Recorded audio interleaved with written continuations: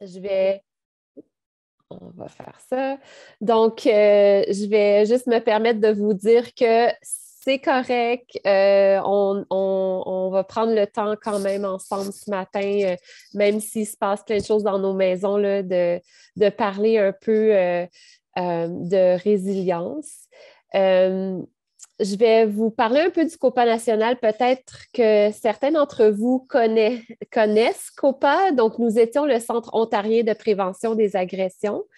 Depuis quelques mois, nous sommes, bon, on est un organisme provincial, mais nous sommes maintenant un organisme national. Ce que ça veut dire, c'est qu'on offre nos services dans les communautés francophones à travers le Canada maintenant. On est super excités de ça. Ça fait 30 ans bientôt qu'on œuvre auprès des communautés scolaires à travers l'Ontario francophone. Et on a développé plein d'outils éducatifs, des ressources aussi. On travaille aussi avec les milieux communautaires. Et ce qu'on fait au COPA, c'est de créer des ressources qui soutiennent les parents, les enseignantes et enseignants et le personnel scolaire et les élèves à vivre dans un climat où règne la sécurité, la force et la liberté. Donc, nos projets sont axés sur la prévention de la violence faite aux enfants, mais aussi, bon, depuis 30 ans, on a développé au-delà de la prévention de la violence, mais aussi dans le bien-être des enfants et des communautés scolaires et des plus grandes communautés francophones dans l'Ontario. On met en œuvre des programmes éducatifs dans les écoles. Puis, comme vous allez voir pendant l'atelier, le petit atelier aujourd'hui qu'on va faire avec vous, les outils qu'on crée prônent l'autonomisation individuelle et collective. Puis, sont toujours basés sur les principes d'équité et d'inclusion. Et ça fait 30 ans là, qu'on fait ça. Ce n'est pas nouveau pour le COPA. On est vraiment très fiers du travail qu'on fait. Puis ce travail-là, au fil des années, a été reconnu là, par différentes instances gouvernementales et aussi dans nos communautés. Donc, on est vraiment très fiers. Aujourd'hui, ce qu'on va voir, habituellement, c'est un atelier de 3 heures qu'on offre aux enseignantes et enseignants. On n'a pas ce temps-là ce matin. Donc, vous allez voir une version un peu raccourcie de ce qu'on fait habituellement. Donc, je vais vous inviter, là, on va partager avec vous des ressources puis des outils tout au long de l'atelier aujourd'hui ou de la présentation. Et je vous encourage à aller les voir. Il y a un outil particulier qui a été développé pour les enseignantes et les enseignants. C'est bien-être à l'école.ca. Peut-être que vous connaissez déjà ce site web-là. Vous pourrez y retrouver là, toutes sortes de ressources que vous pourrez utiliser pour vous-même. Donc, il y a des formations en ligne qui sont offertes gratuitement aux enseignantes et enseignants de l'Ontario. Mais il y a aussi des outils que vous pourriez utiliser dans vos classes avec vos élèves. Donc, l'atelier qu'on va voir aujourd'hui, c'est vraiment pour vous renseigner, vous donner des stratégies et des outils, mais c'est aussi pour vous présenter l'atelier qu'on offre aux élèves dans les classes en lien avec la résilience, comment surmonter les difficultés, surtout pendant la pandémie. Donc, on sait que la pandémie a eu un impact pour plusieurs groupes vulnérables dans notre société, entre autres les enfants et les jeunes. Donc, on veut vraiment pouvoir regarder avec vous quelles sont les stratégies que vous pouvez utiliser avec vos élèves. Puis, on veut miser sur la sensibilisation, l'échange, puis l'acquisition d'outils concrets pour les personnes qui sont des adultes de confiance dans la vie des jeunes. Donc, on va parler de comment la pandémie a eu un impact sur les jeunes et comment on a besoin de mieux comprendre les différents types d'agressions, les formes d'adversité que les jeunes font face. normalement, parce qu'ils sont vulnérables dans notre société, ces enfants et ces jeunes-là, mais aussi, surtout depuis la pandémie. Puis comment ça a eu un impact sur leur santé mentale.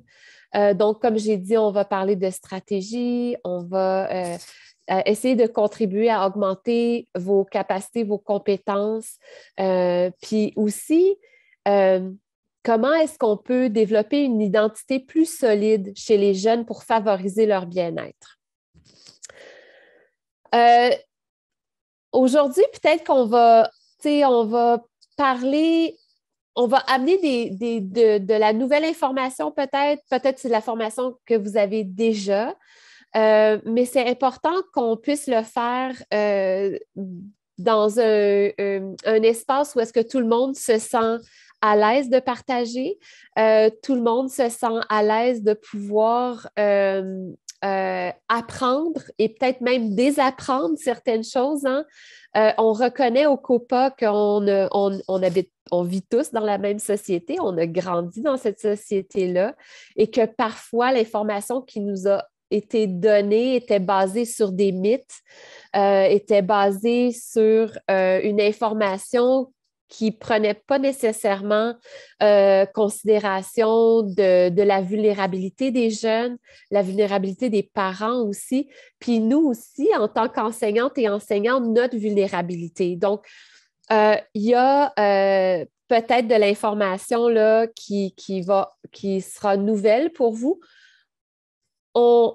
On espère que vous vous sentirez à l'aise de poser des questions. Puis si vous avez besoin de plus d'informations, bien, on vous encourage à nous contacter. Louis va laisser dans le chat l'information nécessaire, courriel et site web là, pour que vous puissiez avoir accès à cette information-là. Mais aujourd'hui, on vous encourage à lever la main. On est un petit groupe, on va en profiter et aussi à utiliser le clavardage. Donc, le respect des opinions, c'est super facile. La confidentialité aussi, c'est important. Ce qui se dit ici va rester à l'intérieur du groupe. La seule exception à ça, c'est si vous nous partagez qu'un enfant ou qu'un jeune a besoin de soutien. Là, comme vous le savez, on a besoin de pouvoir faire les suivis auprès de vous et d'assurer que ce jeune-là ou cet enfant-là puisse recevoir l'information dont il a besoin. Donc, aujourd'hui, ce qu'on va regarder, bien là, on a fait la partie de l'accueil, ça se passe bien. On va regarder les impacts individuels et collectifs de la COVID. On va parler de la résilience puis de la prévention des droits, surtout la prévention et les droits, surtout les droits des enfants dans nos milieux scolaires. On va parler d'adversité et de traumatisme. On va partager ensemble des ressources ou pouvoir identifier des ressources pour renforcer notre résilience, faire le bilan un peu de la résilience individuelle et collective, donc dans nos communautés, qu'est-ce qui s'est passé pendant la pandémie qui a contribué à soutenir nos collectivités, mais aussi qu'est-ce qui a contribué aussi à pouvoir soutenir les individus à l'intérieur de cette communauté-là. Et à la fin, bien, on va passer à une période de questions s'il y en a ou d'échanges de commentaires et aussi les remerciements. Donc, au COPA, on encourage les espaces inclusifs, donc tout le monde est bienvenu. Les opinions de tous sont bienvenues, donc c'est très important. On va parler de sujets sensibles. Peut-être que ça peut susciter des émotions chez vous. S'il vous plaît, si ça arrive, prenez le temps de prendre une grande respiration, de prendre un verre d'eau. On va faire une petite pause. Si on a besoin, juste dites-nous-le, s'il vous plaît, et posez vos questions dans le clavardoir. On reconnaît que parmi nous, il y a peut-être des survivantes et survivantes d'agressions. Donc, ça, c'est important de toujours garder, d'être conscient que quand on travaille avec des groupes de personnes, il peut y avoir des personnes qui ont vécu ou qui vivent des agressions présentement. Donc, c'est important de pouvoir être conscient de ça puis de toujours agir dans le respect de ces expériences. Et n'hésitez pas, encore une fois, je vous le répète, à demander de l'aide si c'est nécessaire, si vous le souhaitez. Donc, on va faire une petite activité sur Mentimeter. Donc, on se lance, c'est très interactif, nos présentations. Donc, on voudrait regarder les impacts individuels et collectifs de la COVID. Donc, on va vous inviter à exprimer à travers un mot votre vécu pendant la pandémie. Est-ce qu'on peut avoir accès au Mentimeter? Génial. Merci beaucoup, Louis. Céline, est-ce que vous le voyez en plein écran ou tout petit comme je le vois? Il est tout petit. Ah, OK. Alors, voilà. Merci. Donc, on vous invite à aller sur Mentimeter. Le lien va être mis dans le clavardoir par Louis. Merci beaucoup. Et d'entrer le code qui se trouve à l'écran, donc le 9947902. Et inscrivez un mot qui, pour vous, a été un peu comme l'impact, qui parle de l'impact de la pandémie, soit au niveau de vos communautés scolaires, dans votre classe, pour vous professionnellement, ou même peut-être dans vos vies en général, qu'est-ce qui a été l'impact?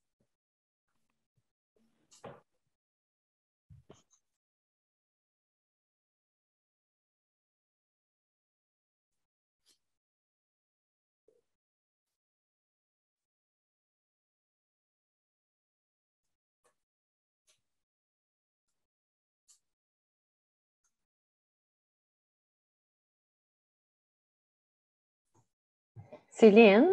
Oui. Vraiment, ça ne semble pas vouloir enregistrer le mot que j'entre.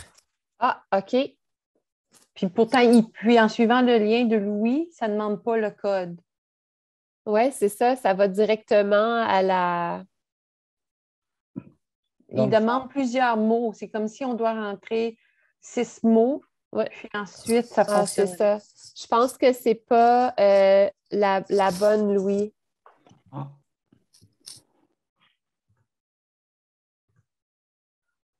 Attendez, je vais vérifier tout de suite.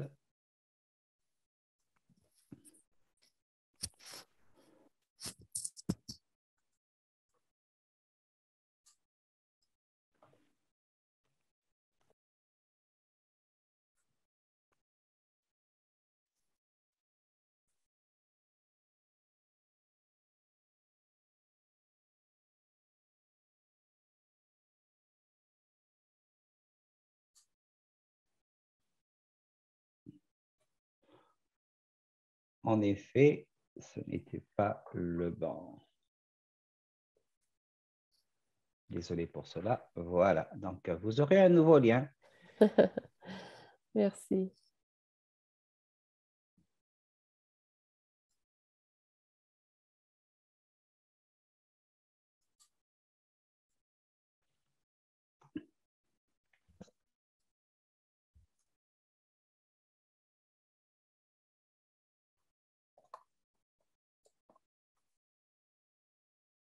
Je pense que vous pouvez mettre plus qu'un mot aussi. On va voir si ça fonctionne bien.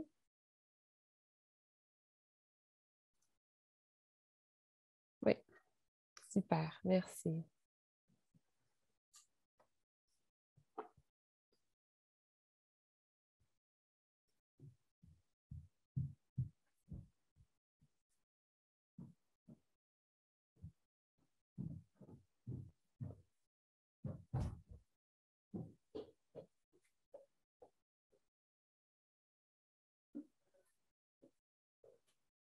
Donc, ce qu'on voit à l'écran, des mots comme frustration, lourdeur, perte, déstabilisé, long, autosuffisance. Donc, effectivement, on peut voir que les impacts de la pandémie nous a demandé en tant qu'être humain de revoir qui nous sommes, dans notre identité, dans notre vécu avec nos familles, dans notre travail, comment on peut faire face à tous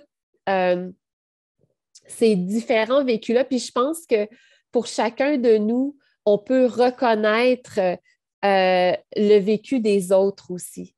Et quand on parle de résilience collective, c'est justement notre capacité en tant que personne de pouvoir reconnaître que si moi, j'ai vécu de la perte, sûrement que les autres aussi, perte de liberté, perte d'un être cher peut-être, comme au Québec particulièrement, là, on a perdu beaucoup de nos grands-mamans et nos grands-papas pendant la pandémie. Ça a eu un impact important sur les gens autour de nous. La perte de contact avec nos familles, ce sentiment d'isolement aussi. Et effectivement, donc, on peut voir que pour chacun de ces mots-là, on a vécu pour chacun de nous une expérience de ça. Donc, si on peut retourner, merci beaucoup tout le monde. Donc, les expériences que nous, on a vécues en tant qu'adultes, on sait que les enfants et les jeunes aussi les ont vécues. Et peut-être particulièrement, l'impact a été plus grand parce qu'ils sont plus vulnérables dans notre société. Puis leur vulnérabilité est due au fait qu'ils n'ont pas accès à toutes les ressources que les adultes ont. Peut-être qu'ils viennent d'un milieu défavorisé ou un milieu où est-ce qu'un parent a perdu son emploi, que c'est devenu très, très difficile. Je pense aux jeunes qui ont grandi ou qui grandissent ou qui vivent dans les milieux urbains, qui vivent dans des logements, qui n'ont pas eu accès à pouvoir sortir dehors, aller jouer parce que justement, c'était impossible de le faire. Donc, ils étaient pris avec leur famille dans un petit logement. Donc, les défis qui ont été vécus par nos jeunes, les élèves avec qui on travaille, ça a eu vraiment un impact très négatif. Quand, au début de la pandémie, au COPA, on donnait des ateliers, on a continué à donner les ateliers aux élèves dans les écoles et la majorité du temps, quand on prenait un peu de temps pour discuter avec eux, on pouvait voir la détresse au niveau de leur santé mentale, puis leur besoin de rester connectés avec des adultes autres que leurs parents. Souvent, on donnait comme un 30 minutes après un atelier pour pouvoir permettre aux jeunes de parler justement de comment ils se sentent ou même de juste pouvoir échanger entre eux. Quand on est un enfant ou un adolescent, on a besoin de ce contact-là. Ça fait partie du développement de notre identité. On va en parler un petit peu. Chez les adolescents, ils ont besoin, surtout les ados, d'être en lien avec d'autres personnes à l'extérieur de leur famille. Ça fait partie du développement. Donc, ça a eu un impact important. Qui sont les groupes? Là, je vais vous demander un partage, soit à la main levée ou dans le clavardage. Les groupes de personnes dans notre société qui ont vécu les impacts les plus néfastes de la pandémie et pourquoi vous croyez que ça a été le cas?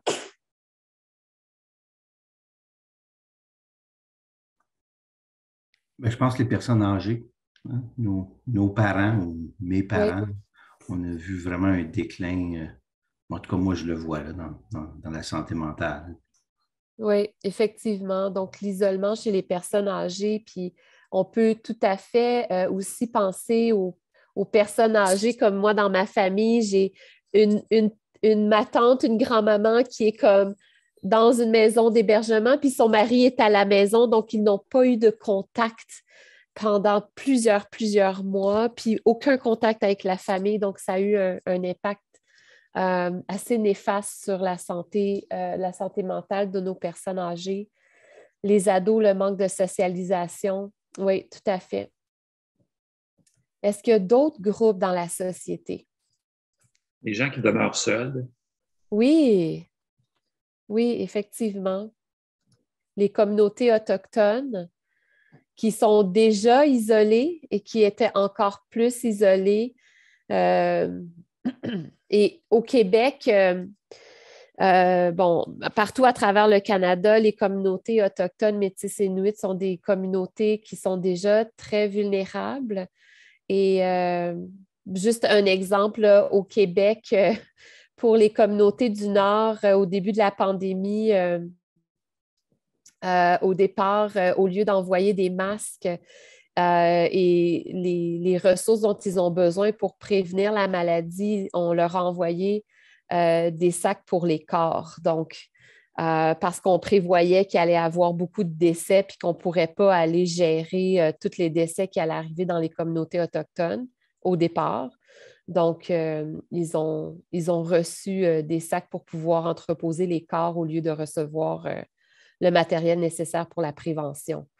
Donc, on peut penser aussi aux communautés racisées qui souvent ont des emplois dans le secteur public, qui travaillent dans les hôtels, les restaurants, dans faire le ménage des maisons. Donc, toutes ces personnes-là qui sont très, très vulnérables ont aussi beaucoup souffert de la pandémie. Puis on peut penser aux communautés asiatiques qui ont vécu beaucoup de racisme en lien avec le COVID parce que les gens avaient un discours, c'est eux qui ont amené ça ici. Donc, tu sais, les discours racistes ont eu un impact assez difficile là. Je suis désolée, ce matin, on a des problèmes avec Hydro, il fait très froid. Donc, il y a des petits blips d'énergie. Donc, l'impact de l'iniquité pendant la pandémie, le fait d'avoir moins de pouvoir ou que le statut social est souvent lié à des circonstances précaires et à des lacunes matérielles. Donc, l'accès à l'information, l'accès aux ressources, juste la barrière de la langue. Quand les gens ont accès seulement à de l'information en anglais ou en français, surtout en lien avec la pandémie, puis tout ce que on a besoin de faire pour rester en sécurité, les personnes nouvellement arrivées au pays qui peut-être ne parlaient pas les langues officielles, ont eu de la difficulté à avoir accès. Puis l'empathie, la solidarité collective aussi, qui sont essentielles pour survivre à la pandémie dans son ensemble, puis en tant que groupe aussi aux collectivités. Là, je vois que Anne Vinet-Roy voulait partager quelque chose. Tu avais la main levée, Anne? Oh, on ne t'entend pas. Hop.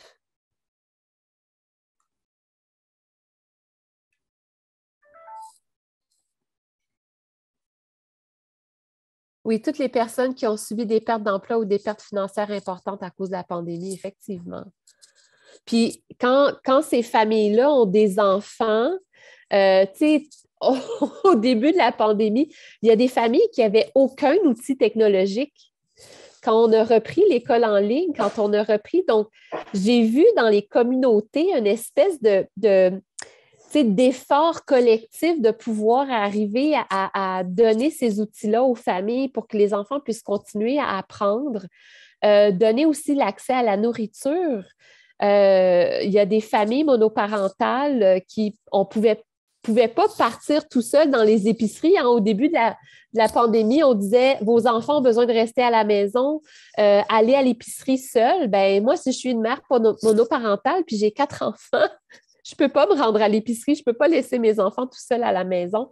Donc, il y a toutes sortes de petites choses comme ça là, qui sont devenues comme énormes à gérer parce que avec toutes les limites pour garder tout le monde en sécurité, ça crée vraiment beaucoup de difficultés pour beaucoup de familles.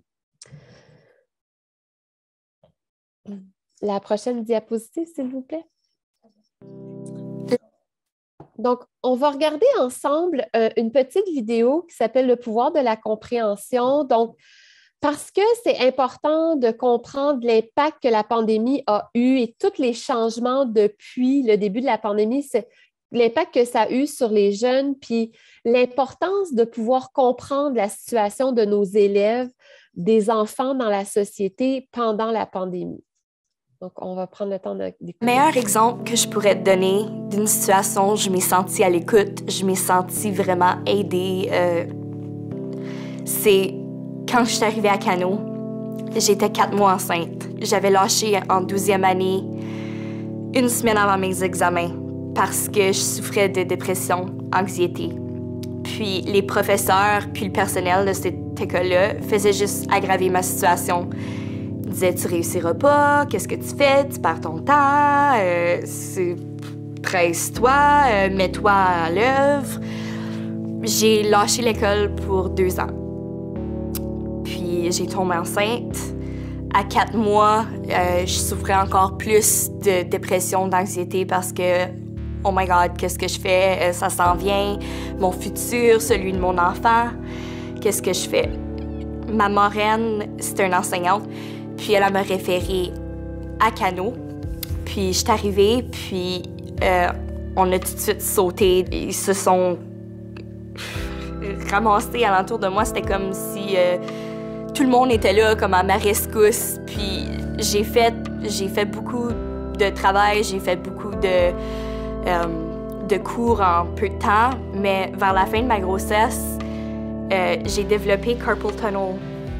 Fait que j'avais de la misère, j'avais de la difficulté à même me brosser les dents, me faire les cheveux. Je me sentais vraiment là, inutile. Je me sentais... C'était vraiment pas un bon feeling, mais finalement, il y a une prof qui a dit c'est pas grave, viens t'asseoir, viens me dire tes réponses à l'oral, je vais l'écrire pour toi. Puis ensuite, quand j'ai eu Ariel, j'ai parti pour le March Break. Puis je te garantis que je n'étais pas pour terminer en temps. Puis c'est ça, j'ai eu Harry, puis j'ai pris, je pense, 1 mois off. Puis quand je suis revenue, les profs, ils prenaient ma petite pour que je puisse finir mon travail. N'importe qu'est-ce que j'avais de besoin. Pour encourager la prise en charge chez les jeunes, faut d'abord être ouvert d'esprit. Faut accepter puis de reconnaître les différences. Tout le monde apprend d'une différente manière. Tout le monde a des différents besoins. On peut pas, comme dans l'ancien temps ou les temps avant, mettre tout le monde dans le même train puis espérer qu'à quelque part, tout le monde trouve leur chemin. Ça fonctionne plus comme ça. Il faut absolument s'ouvrir, écouter. Même les questionner.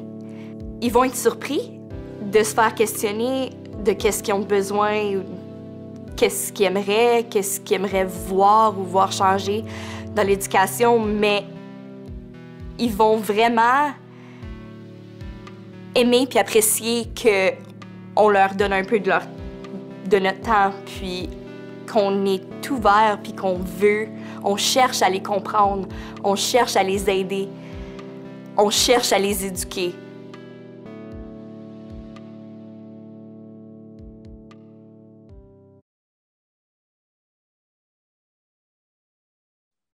Donc, cette petite capsule vidéo-là, elle est importante dans le cadre de cet atelier parce que on a besoin de croire que les enfants et les jeunes ont la capacité d'être résilients et qu'ils vont faire face à l'adversité et que notre rôle en tant qu'adultes, c'est vraiment de les accompagner dans cette adversité-là pour que justement ils puissent bâtir leur résilience. Il y a eu des grandes conversations dans les dernières années là, au sujet de la résilience, à savoir est-ce que c'est inné, est-ce qu'il y a des personnes qui sont plus résilientes que d'autres, Mais si on regarde vraiment à la base comment est-ce qu'une personne peut devenir résiliente devant l'adversité, c'est vraiment dans comment est-ce que la collectivité ou les personnes autour d'elle, les adultes de confiance, peut accompagner la personne qui vit de l'adversité. Puis c'est certain qu'il y a aussi une partie de ça qui est l'évaluation de qu'est-ce que la personne a à l'intérieur d'elle. Donc, son courage, sa persévérance, sa capacité d'exprimer ses émotions, sa capacité de pouvoir résoudre des problèmes. Donc, si cette personne-là a à l'intérieur d'elle des capacités ou a la possibilité de pouvoir bâtir ces capacités-là, bien, c'est là où on voit qu'on peut bâtir la résilience. Donc, ici, il y a différents comportements là, qu'on a pu observer que Vanessa a eu lors de ce moment d'adversité-là.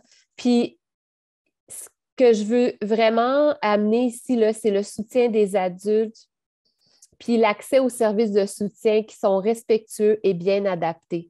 Ça, je pense que c'est le message principal que la jeune femme avait à nous transmettre. Si j'arrive à avoir du soutien autour de moi, bien, je vais pouvoir me sortir. J'ai été capable avec ce soutien-là de me sortir de situations difficiles. Donc, les facteurs de résilience, comme je l'ai nommé, il y a les ressources internes, comme les attitudes, les croyances puis les compétences d'une personne. Donc, ce qu'on a à l'intérieur de nous pour sortir de moments difficiles. Il y a aussi notre identité. Donc, quand on trouve des personnes qui nous ressemblent ou un lieu dans lequel on a un sentiment d'appartenance, où on sait qu'on peut bâtir un sentiment d'appartenance, puis où on se sent accepté, soutenu et compris. Donc, l'identité, c'est important aussi. Qui nous sommes en tant que personne, puis avec qui est-ce qu'on veut être pour pouvoir bâtir notre résilience. Puis les ressources externes comme les services puis les personnes de soutien. Puis je le répète encore une fois, le soutien des personnes adultes, c'est la ressource clé pour renforcer la résilience chez les jeunes. On en parle dans tous nos projets, que ce soit dans des projets comme celui-ci sur le bien-être ou en prévention des agressions, le soutien des adultes est essentiel pour les jeunes. La description de la résilience individuelle et collective, bien, une personne ou une collectivité renforce sa résilience. Là, je vais le lire parce que je pense que c'est important. Lorsqu'elle s'adapte ou qu'elle se reconstruit à la suite d'une situation ou d'un contexte d'adversité. La résilience est un processus qui est alimenté par une diversité de ressources internes et externes. Puis nous développons et renforçons notre résilience tout au long de notre vie, chaque fois que nous avons à relever de nouveaux défis. Puis ça, c'est vraiment, vraiment important à comprendre. La résilience, ça se bâtit. Devant l'adversité, nous pouvons toutes et tous apprendre, grandir, développer nos capacités, nos forces et renforcer notre résilience. L'accès aux ressources qui nous soutiendront tout au long de notre vie est également un droit. Donc, l'accès aux ressources, c'est un droit pour chaque être humain, chaque personne. Donc, c'est la même chose pour les jeunes dans nos milieux scolaires, puis aussi pour les enfants. On va parler de l'autonomisation. Est-ce que c'est un terme que vous connaissez déjà? Juste, vous pouvez faire un pouce en l'air ou nous dire oui ou non dans le clavardage. Autonomisation. Oui. Bon, ben, je suis vraiment contente de savoir que tout le monde sait qu'est-ce que c'est. Donc, l'autonomisation, c'est le processus par lequel une personne va augmenter sa capacité de, son estime de lui-même, ou d'elle-même, sa capacité de prendre des décisions, de faire des choix. Donc, on bâtit l'autonomisation vraiment en donnant des ressources aux jeunes. Et l'autonomisation est directement reliée à la résilience. Parce que quand on a bâti notre estime de soi-même, quand une personne est capable de s'actualiser, elle est capable de faire face à l'adversité, puis elle bâtit toujours sa résilience. Donc, les facteurs sociaux, on en a parlé un petit peu, là, qui sont liés à la vulnérabilité, bien, c'est le manque d'information, le manque de pouvoir et la dépendance et l'isolement. Puis, chez les jeunes, c'est encore plus important parce qu'ils n'ont pas tout accès à l'information. Dans notre société, les jeunes n'ont pas beaucoup de pouvoir et ils sont dépendants sur les adultes. Donc, ça les rend plus vulnérables. Puis, beaucoup de jeunes, beaucoup d'enfants sont isolés. Donc, l'iniquité puis l'exclusion sociale rendent les personnes plus vulnérables aux agressions. Les stratégies qui favorisent l'autonomisation, parce que c'est ce qu'on veut faire dans nos communautés scolaires, on veut pouvoir arriver à réduire la vulnérabilité des jeunes. Bien, comment on fait ça? Bien, on augmente l'accès à l'information, puis l'information qui est réaliste et concrète. Puis qu'est-ce qu'on veut dire par ça? C'est qu'on veut faire attention aux mythes qui sont liés aux jeunes, qui sont liés aux enfants, puis on veut faire attention aux mythes qui sont liés aux agressions que peuvent vivre les jeunes et les enfants. Donc, un exemple concret que je pourrais donner de ça, c'est, par exemple, on dit souvent que les enfants sont trop jeunes, sont trop petits pour pouvoir comprendre l'information, pour pouvoir utiliser l'information. Donc, les adultes prennent beaucoup de pouvoir, puis prennent des décisions pour les enfants et les jeunes sans les consulter, par exemple. Donc, ça, c'est un mythe et on sait que quand on donne à un enfant ou un jeune l'information, l'accès à l'information et qu'on les accompagne, qu'ils sont capables de trouver des stratégies pour se sortir de situations difficiles, puis ils sont même capables de faire un plan d'action avec notre soutien. On veut offrir les compétences, les stratégies, les ressources nécessaires pour augmenter le pouvoir social et personnel des enfants et des jeunes. Puis, comment est-ce qu'on peut faire ça? Bien, c'est à travers l'écoute active et à travers la résolution de problèmes aussi. Puis ça, on va en parler un petit peu tout à l'heure. Puis, bien sûr, établir des réseaux de soutien. Donc, qui sont les personnes autour du jeune ou de l'enfant qui sont de confiance et qui peuvent les accompagner. On renforce l'autonomisation des jeunes, on fait la promotion de leurs droits, c'est important. Puis le COPA encourage les jeunes à reconnaître qu'ils et elles ont le droit à la sécurité, à la force et à la liberté. Ce sont les 3 droits qui sont la base de tout ce qu'on fait auprès des jeunes au COPA. Donc, de reconnaître que quand on ne se sent pas en sécurité, quand on ne se sent pas fort dans une situation où on sent qu'on n'est pas libre, bien, c'est parce qu'on vit une agression, on vit une situation difficile et qu'on a besoin d'aller chercher de l'aide. L'importance de l'identité, j'en ai parlé un petit peu tout à l'heure. Pendant l'adolescence, c'est la construction identitaire. Plus particulièrement à l'adolescence, c'est important parce que ça fait partie du développement sain de l'enfant. Donc, à l'adolescence, les jeunes se séparent tranquillement de leur famille. Ils vont aller à la rencontre de d'autres adultes, vont aussi développer des liens d'amitié qui deviennent très, très importants pour eux.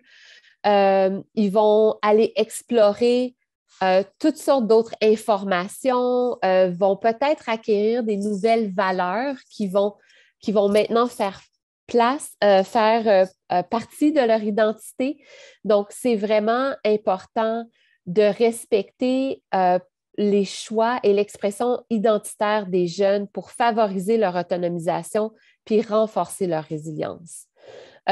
Puis là, le choix de l'expression identitaire, oui, le choix de l'identité, il faut faire attention par rapport à ça parce que l'identité n'est pas nécessairement, fait pas nécessairement juste partie des choix que le jeune va faire, mais c'est peut-être l'identité intrinsèque qui fait partie de qui est le jeune. Donc, par exemple, quand on parle de l'orientation sexuelle, de l'identité au niveau du genre, donc ça, c'est pas un choix, ça fait partie de qui on est en tant que personne. Ensuite de ça, ben, nos valeurs, nos choix d'amis, les choix qu'on fait par rapport à ce qu'on veut faire dans la vie, puis notre expression identitaire, ben, ça aussi, c'est important là, dans la construction identitaire. On veut pouvoir offrir des ressources puis des stratégies qui sont basées sur l'autonomisation. Hein. Là, la petite image de la boussole, là, c'est vraiment important. Où est-ce qu'on va se diriger? Comment on va, en tant que jeunes, comment est-ce qu'ils vont faire pour élargir leurs sources de soutien? Puis comment est-ce que nous, on peut créer des conditions sociales qui sont propices à leur épanouissement? Puis pour renforcer leur résilience. Donc, on veut pouvoir identifier dans nos milieux communautaires, dans notre communauté scolaire aussi, les ressources et les stratégies pour augmenter la résilience des enfants et des jeunes. Là, on va parler un peu de la cyberintimidation parce que pendant la pandémie, on a vu une hausse fulgurante de la cyberintimidation liée surtout à l'augmentation de l'utilisation des médias sociaux pendant la pandémie, de l'enseignement en ligne.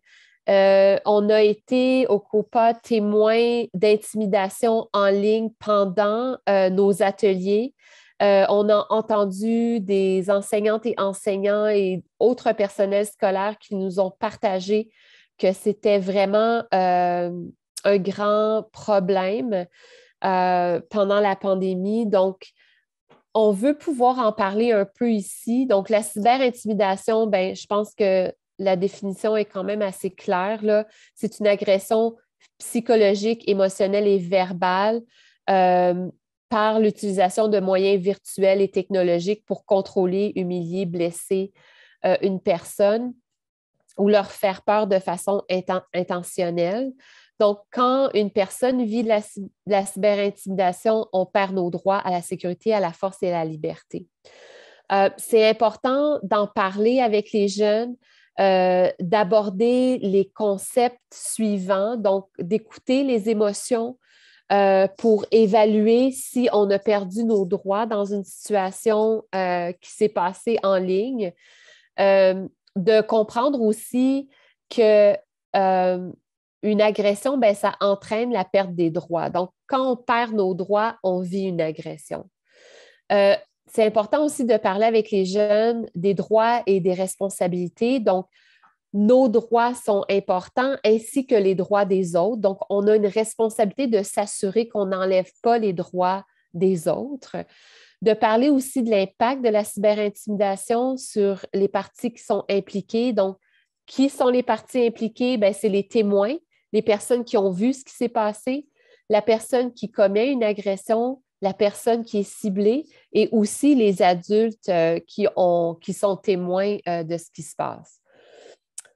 C'est important aussi d'explorer les différentes stratégies que chaque partie peut utiliser pour mettre fin à un incident de cyberintimidation et de parler de l'identité, comment c'est important que chaque personne puisse être qui il ou elle est, et de parler des droits et du bien-être, des avantages et des risques des médias sociaux, puis surtout des stratégies qui permettent aux jeunes de profiter des médias sociaux tout en réduisant les risques. On va regarder ensemble 2 petites vidéos que le COPA a créées en lien avec la cyberintimidation. Vous pouvez aller chercher de l'information supplémentaire sur bien-être-à-l'école.ca, mais le COPA a aussi un atelier sur l'intimidation et la cyberintimidation qu'on peut livrer dans les communautés scolaires. Donc, si ça vous intéresse, là, on va plus profondément là, dans les outils, les stratégies qu'on peut utiliser auprès des élèves. Donc, on va regarder les 2 petites vidéos et puis on va revenir après. Aujourd'hui, on parle de la cyberintimidation. La cyberintimidation est une agression psychologique et une agression verbale. Psychologique parce qu'on joue avec les sentiments d'une personne et verbale parce que des mots sont utilisés à travers texto, à travers Snapchat, à travers Instagram, à travers Facebook, ça peut être par courriel, tout ce qui se passe derrière un écran. Donc, on va vous montrer un petit sketch et on va en parler plus en détail après. Donc, pour vous mettre en contexte, Teddy va jouer le rôle de James, Janine va jouer le rôle de Jenny, Liliane va jouer le rôle de Regina et moi, je vais jouer le rôle de Isela. Donc, nous sommes un groupe de 4 amis et on garde contact dans un groupe chat à travers iMessage. Vous êtes prêts? 1, 2, 3, action! Je ne suis pas certain si je devrais poster cette photo sur Instagram. Je vais demander à mes amis.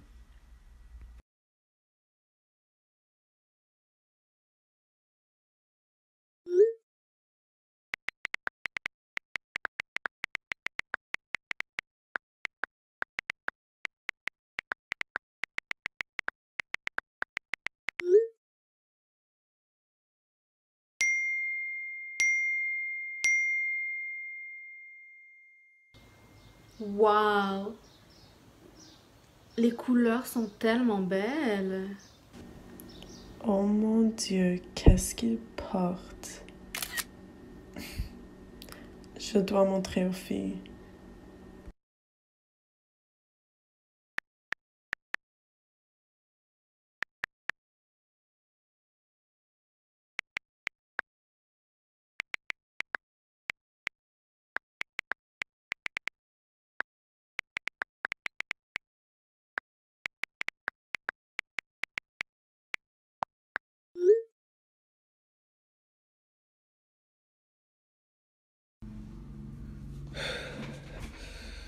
Je vais aller prendre un verre d'eau.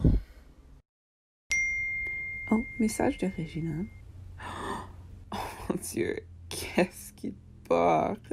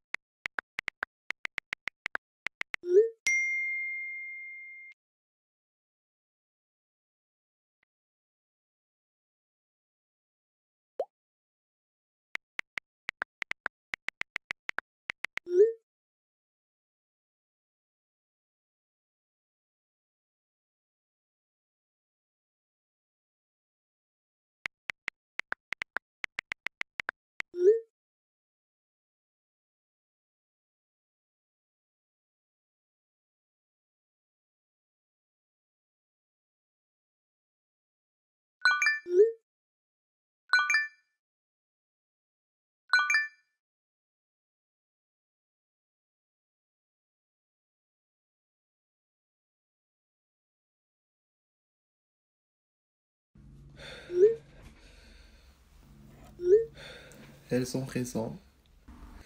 Mes vêtements ne sont pas à la mode. C'est pour cette raison que personne ne veut s'abonner à mon Instagram. Je fais vraiment honte. Je me sens tellement stupide. Je ne vais même pas aller à l'école demain. Je me sens vraiment triste. Triste.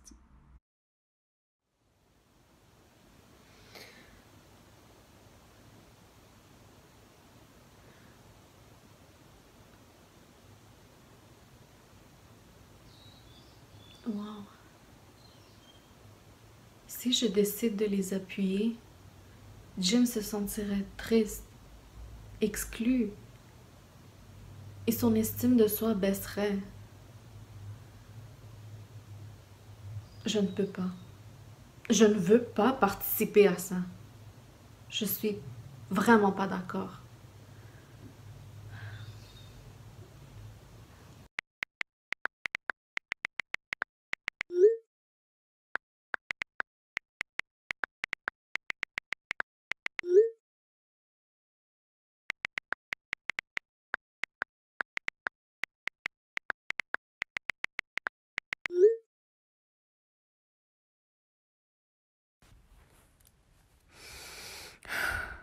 Elle a raison.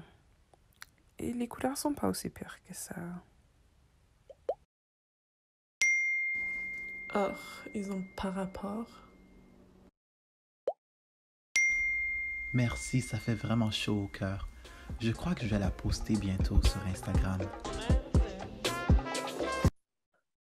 Ça prend beaucoup de courage de prendre action dans une situation d'intimidation ou de cyberintimidation. Si tu as besoin d'en parler de façon anonyme, anonyme, ça veut dire que tu n'as pas besoin de donner ton nom ni aucune information personnelle. Voici le numéro de Jeunesse J'écoute.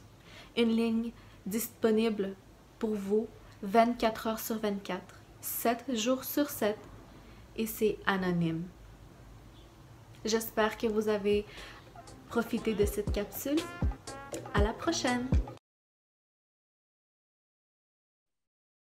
Donc, cette petite capsule vidéo-là, on l'utilise dans l'atelier qu'on offre aux jeunes sur la résilience. Donc, là, on a toute une discussion avec eux autour de la cyberintimidation et aussi, le rôle des témoins, le rôle de la personne, comment on peut soutenir la personne qui est intimidée et aussi on parle du soutien qui pourrait être apporté à la personne qui est intimide pour l'aider à changer son comportement.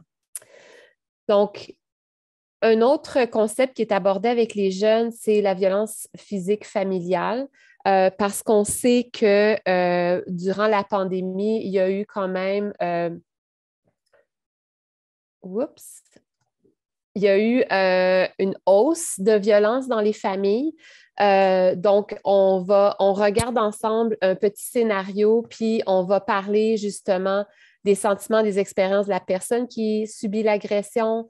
On va parler de l'agression qui entraîne la perte des droits, les différents types d'agressions. On va parler de masculinité toxique et des stéréotypes qui sont basés sur le genre.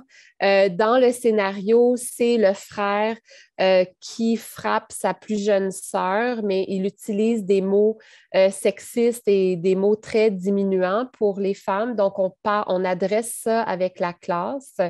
Mais surtout, on veut déconstruire avec eux les stéréotypes qui sont basés sur le genre pour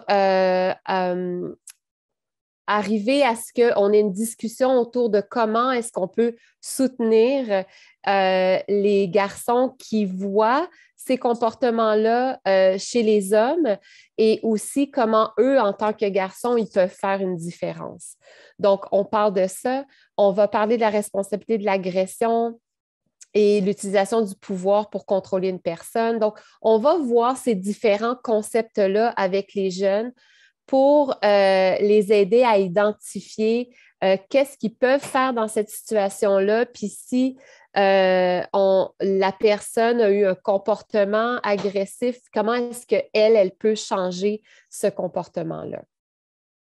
La prochaine diapositive. On parle aussi des autres types d'agressions et traumatismes que les jeunes peuvent vivre. Donc, on parle des différents types d'agressions, comme l'agression sexuelle. On va parler de la négligence. On va parler en fait, ça, on ne le voit pas avec les jeunes, là, c'est avec les ateliers, le plus grand atelier avec les adultes. Donc, on va parler de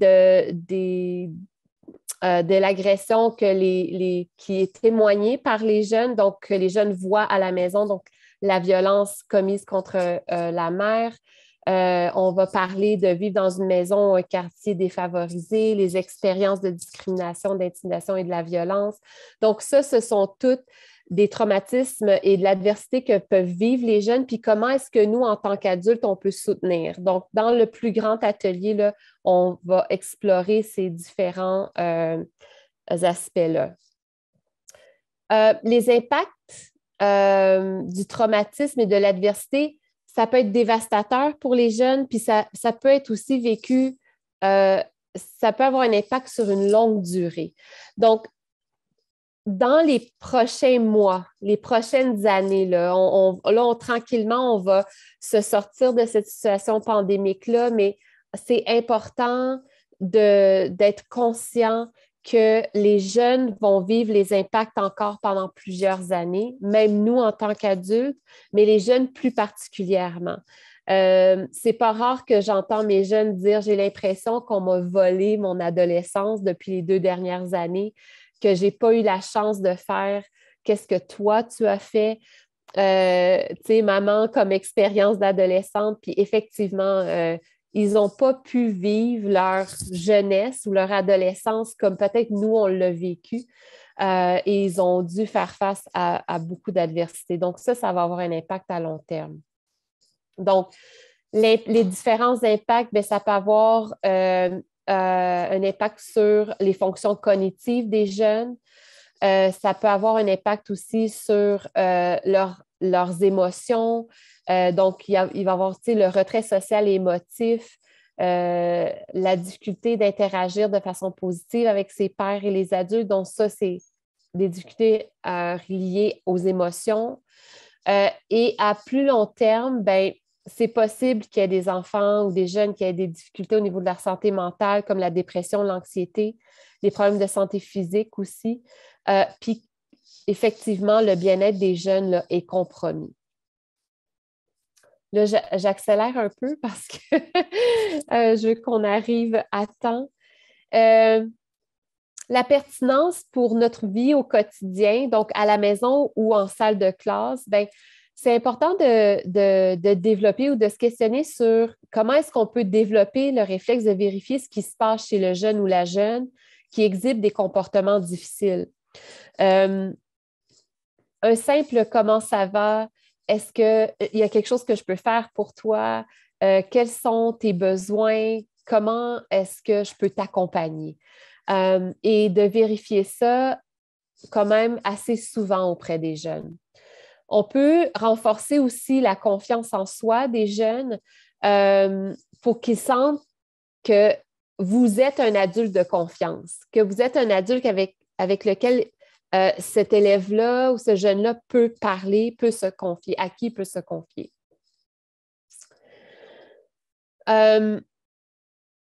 Là, on n'aura pas le temps de faire cet exercice-là ensemble parce qu'on manque de temps, mais on vous invite vraiment à prendre le temps de réfléchir à une situation qui vous a stressé et qui a fini par avoir un résultat positif. Donc, ça, c'est un exercice qu'on fait aussi avec les jeunes pendant l'atelier.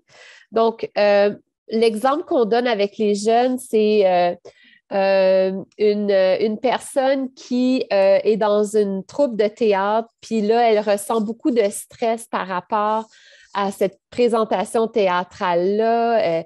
Elle mange presque pas, elle est super nerveuse, elle est un peu anxieuse, mais à la fin de tout ça, c'est un espèce de stress qui donne la capacité de pouvoir quand même réaliser ce qu'on veut réaliser. Donc, elle fait la pièce de théâtre, puis après, elle est super fière d'elle-même, elle a acquis des nouveaux outils, puis c'est important. Donc, il y a le stress positif, où est-ce qu'on en ressort vraiment, on voit les impacts positifs assez rapidement. Puis après ça, bien, il y a le stress qui est plus négatif, qui va avoir un impact plus à long terme sur notre santé physique, notre santé émotionnelle. Puis cette expérience de stress-là, ce qu'on voit avec les jeunes, c'est qu'elle est très individuelle, elle varie d'une personne à l'autre et c'est important d'être consciente et conscient que notre vécu puis notre réaction et notre réponse à nos besoins bien, vont renforcer notre résilience puis vont aider à maintenir notre bien-être. Les concepts qu'on présente aux jeunes, bien, c'est d'écouter ses émotions et son intuition pour comprendre son stress. On parle de stress positif, donc qui est surtout efficace, on le choisit librement. On veut continuer dans cette expérience de stress-là comme une pièce de théâtre. Il s'agit d'une situation qui est à court terme puis qu'on retire des choses positives. Le stress toxique, bien, ça se traduit par un manque de contrôle et de choix. La situation semble s'éterniser, c'est imprévisible, on manque de ressources et de soutien, puis on a une perception négative de la situation. Puis les indices de stress toxique, bien, on regarde avec les jeunes comme c'est quoi les signes d'épuisement, le sentiment d'impuissance, la vulnérabilité qu'on ressent, l'irritabilité, la peur, etc. Puis l'importance de demander de l'aide pour pouvoir recevoir du soutien quand on vit un stress négatif. On regarde avec eux les stratégies pour gérer le stress, donc la relaxation, les activités physiques, organiser son temps, réorienter sa perception négative de la situation quand c'est possible. Donc, on regarde toutes les stratégies possibles avec eux. On fait une activité sur la respiration profonde. On donne des exemples d'activités physiques, puis c'est une espèce de partage qu'on fait avec les jeunes pour qu'ils puissent mieux gérer leur stress. Puis encore une fois, de renforcer chez les jeunes l'importance d'aller chercher de l'aide, du soutien, puis des outils pour passer à travers une situation stressante. Donc là, on va regarder avec eux les différents outils. On parle du conflit familial, donc on va regarder les concepts, différents concepts, donc le conflit et les émotions, comment résoudre les conflits, l'espace personnel, on parle de ça aussi, on parle des droits comme un outil pour faire la différence entre l'agression et le conflit, puis on va présenter des stratégies de communication saine pour résoudre les conflits. On parle de bien-être, puis le bien-être, ça va bien au-delà de l'absence de la maladie. Ça se traduit par une expérience positive de la vie, puis on parle aussi de l'adoption d'un mode de vie sain et pro-social pour bien fonctionner. Les stratégies qui maintiennent et développent le bien-être renforcent aussi la résilience. Donc là, on fait toute une activité sur comment maintenir un bien-être, comment avoir comment est-ce qu'on reconnaît les forces qu'on a à l'intérieur de nous, les ressources qui sont à l'extérieur de nous, puis qu'est-ce qu'on peut faire dans une situation d'adversité. Donc, on va parler des différentes ressources qu'on voit ici à l'écran. Si tu peux passer à la prochaine, merci. Et on parle surtout des 5 aspects du bien-être. Donc, l'aspect émotionnel, mental ou intellectuel, l'aspect social, l'aspect physique et l'aspect spirituel. Parce que le stress ou l'adversité va affecter chacun de ces aspects-là. Quand on vit une situation difficile, bien, on va avoir un ressenti qui va avoir un impact sur les différents aspects, puis on a besoin de regarder, de faire une espèce de plan d'action, puis ça, on le fait avec les jeunes, de qu'est-ce qu'on peut faire devant l'adversité pour s'assurer qu'on prend soin de ces 5 aspects du bien-être-là. Donc là, on regarde avec eux les exemples d'activités qui favorisent le bien-être. Donc là, on a toute une liste. C'est un partage d'abord avec les jeunes. Donc, on fait une activité où est-ce que les jeunes partagent avec nous ce qu'ils font pour prendre soin d'eux-mêmes. Puis après ça, bien, on regarde des ressources supplémentaires. On regarde la roue de l'équilibre aussi avec eux. Donc, qu'est-ce qu'on peut mettre ou inclure dans notre vie pour avoir ce sentiment d'équilibre-là? Donc, la culture, l'organisation, toujours avoir un peu de savoir, le sport, la santé sociale, bien se nourrir, puis bien planifier nos horaires, qu'est-ce qu'on fait à l'école, nos activités. Donc, on regarde la roue de l'équilibre. Puis, ben, on parle du concept que le bien-être, c'est global. C'est pas juste une chose, c'est pas juste le physique, mais c'est aussi tout le reste. Le développement puis le maintien du bien-être, ben, ça a des effets sur plusieurs aspects de notre vie. Puis, quand les personnes adultes soutiennent les jeunes et les aident à maintenir et à développer leur bien-être, ben, on leur permet de renforcer leur résilience pour pouvoir faire face à l'adversité. On a parlé un petit peu de l'identité. Ça, c'est quelque chose qu'on explore aussi dans l'atelier avec les jeunes. Comment est-ce que je peux être moi-même sans mes pairs? Donc, moi, qui je suis et la place que j'ai. Parce que souvent, les humains, on va se comparer aux autres. Donc, c'est important d'être fort dans son identité. Donc, on va explorer ça avec les jeunes.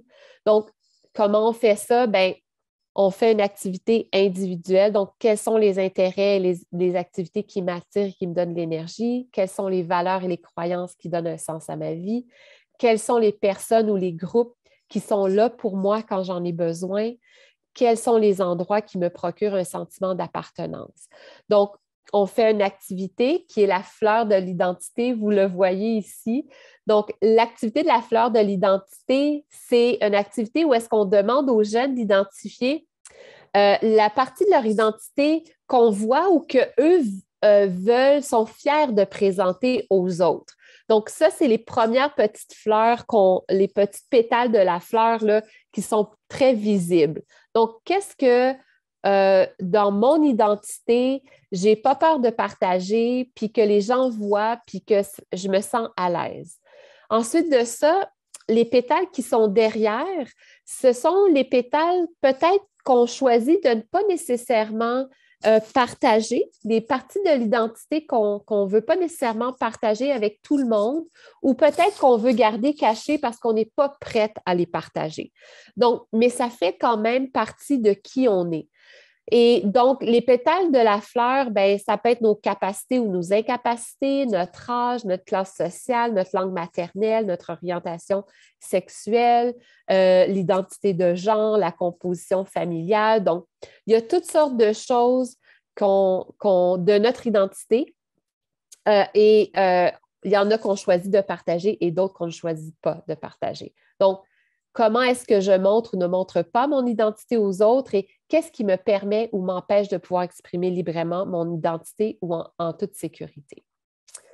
Les stratégies pour encourager et accueillir le choix et l'expression identitaire chez les jeunes, ça, c'est super important en tant qu'enseignante et enseignant, d'inviter les jeunes à partager, de les écouter respectueusement, d'exprimer clairement et sans équivoque une position de respect de la diversité, demeurer ouverte aux questions des jeunes, disponible et prêt à explorer les enjeux, articuler clairement les limites et les ententes du contexte, donc à l'intérieur de la famille ou de l'école, manifester sa volonté à trouver un compromis, favoriser la résolution de problèmes et respecter le choix de l'identité de la jeune dans son expression identitaire. On a un bel outil, on va vous le partager. Donc, l'outil Je t'écoute, c'est vraiment un outil pour nous aider à accompagner le jeune qui choisit de venir nous parler. Cet outil-là est disponible sur notre site web Bien-être à l'école. C'est un outil qui est présenté en 5 étapes, donc l'accueil, le soutien, le respect, l'accompagnement et le suivi. Donc, les différentes étapes. Donc, on vous encourage à aller visiter ou utiliser cet outil-là avec les jeunes. Et bien sûr, on a l'outil de la petite fleur du bien-être. Donc, la petite fleur du bien-être va avoir les 5 aspects du bien-être, donc le social, le spirituel, le physique, le mental et l'émotionnel. Donc, on détermine avec le jeune, quand on fait son petit plan d'action, là, quand il fait face à l'adversité, ce que je suis, donc mon identité à moi, ce que j'ai, donc mes ressources internes et aussi les ressources externes, on identifie ça, puis ce que je peux faire dans la situation, donc les différentes stratégies que le jeune identifie. Donc, vous voyez ici là, la seconde partie de la ressource là, qui donne vraiment comment est-ce qu'on peut travailler avec le jeune pour identifier là, ce que je suis, ce que j'ai et ce que je peux faire.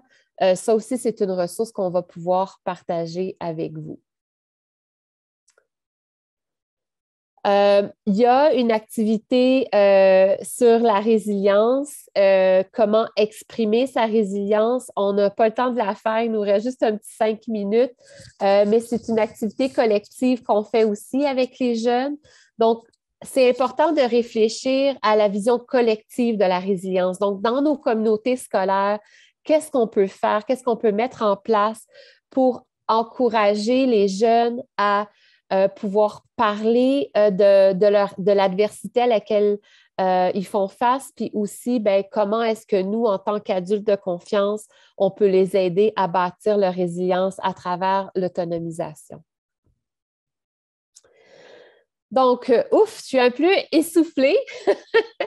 Merci beaucoup d'avoir participé, Louis, Ami, dans le chat, nos différents sites web, où est-ce que vous pourrez aller voir l'information sur les différents ateliers qu'on donne dans les milieux scolaires. en lien avec le bien-être, mais aussi la prévention des agressions. Donc, COPA National, c'est notre grand site, notre nouveau site, où est-ce que vous pourrez trouver ces différents projets-là. COPA Habitat, c'est un site web qui a été créé pour les parents, qui parle de la prévention de l'intimidation, mais où il y a beaucoup, beaucoup de ressources aussi pour les parents. Je vous invite à aller le visiter. Bien-être à l'école, j'en ai parlé, c'est un site pour les enseignantes et les enseignants. TE Ontario, c'est un site qui a été créé pour les travailleurs et travailleuses en établissement dans les écoles. Et ça commence avec toi. C'est un site web qui a été créé par et pour les hommes et les garçons, justement pour arriver à créer une société où règne l'équité entre les femmes et les hommes et comment est-ce qu'on peut promouvoir l'équité.